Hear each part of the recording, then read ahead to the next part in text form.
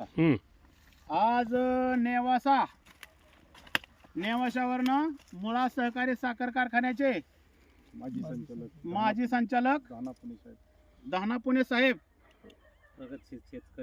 प्रगतशील शेतकरी ॲडव्होकेट कदम साहेब, अकोल्यावरनं पाटील, कंदरवरनं सरडे सर, गोपीनाथ भोजने, नेवाशावरनं मनोहर सरडे पाहुणे कंदरवरनं आपल्या नाना तंत्रज्ञान ऊस प्लॉट बघायला आले ते. तर ते सांगते कसा वाटतोय ऊस, काय सांगा. आम्ही ऊसाला चक्कर मारली सगळी, ऊसाचं वय वगैरे बघता ऊसाची वाढ खूप चांगली वाटली आम्हाला. आणि त्या दृष्टीने व्यवस्थापन, खत व्यवस्थापन, पाणी कमीत कमी पाण्यामध्ये जास्तीत जास्त चांगलं पीक कसं घेता येईल हे जे तंत्रज्ञान नानाने आम्ही सांगितलं ते सर्वांनी अवगत करणं काळाची गरज आहे.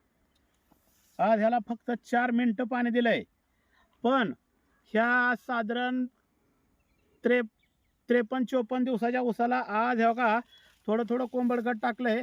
आज ह्याला माझ्या मते 6वा डोस असेल. फवारण्या, वॉटर सोलेबल व थोडं थोडं हे टाकून आज 6वा डोस टाकलाय. तर मी शेतकऱ्यांना सांगत असते, बाबा जर 10 दिवसाला ह्याला थोडं थोडं खत चालू चढा, पाणी थोडं देत चला.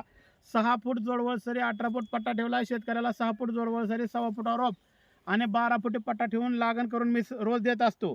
पण माझ्या स्वतःच्या रानात मी 18 फूट पट्टा ठेवलाय. का तर मला ह्या ऊसाचं आडसाल्यात रूपांतर करून हा ऊस मी साधारण 16 महिने रानात ठेवणार आहे. तर आज बघा शेतकरी भावांनो, खाली दाखवा, आज बघा शेतकरी भावांनो ह्याला करंट कसा आहे. आणि ह्याला फक्त आजपर्यंत जास्त करून मी भूमी चार्जरची खतं वापरली ती. तर भूमी चार्जरचं एक कॅन्ड येतं आणि बाकीचं त्यांचं भूमी अमृत येतं आहे.